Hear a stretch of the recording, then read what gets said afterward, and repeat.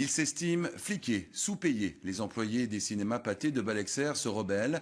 Soutenus par le syndicat Unia, ils lancent une pétition pour dénoncer leurs conditions de travail et envisagent même de faire grève. Denis Palma.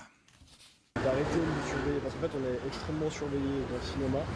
Dénoncer ces conditions de travail, c'est l'objectif de Vincent, engagé par Pathé Ballexerre depuis seulement quelques mois. Quelques mois qui ont néanmoins suffi à pousser à bout le jeune homme.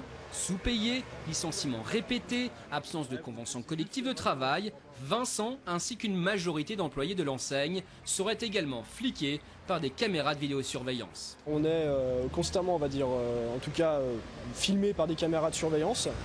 Donc des caméras de surveillance où les écrans se trouvent en fait à l'intérieur des bureaux de notre direction.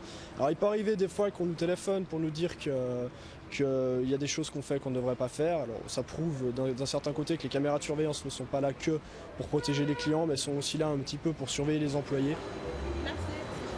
Pathé Rex, Pathé Rialto, Pathé Ballexerre, même combat. Le mouvement de contestation concerne les 3 cinémas de l'enseigne présents à Genève. Soutenu par le syndicat Unia, le personnel se dit aujourd'hui prêt à la grève si leurs revendications ne sont pas entendues. Un syndicat qui appelle aujourd'hui à des négociations immédiates. Revaloriser le salaire pour avoir des salaires décents au lieu de 17 francs de l'heure brut. Et nous voulons également l'arrêt immédiat de la surveillance vidéo du personnel. Nous voulons aussi la mise en place d'une commission du personnel qui a déjà fait l'élection de ses délégués et qu'il y ait véritablement un partenariat social pour établir une convention collective de travail dans cette branche. La direction des cinémas Pathé aurait accepté de rencontrer les responsables syndicaux d'Unia avant la fin du mois.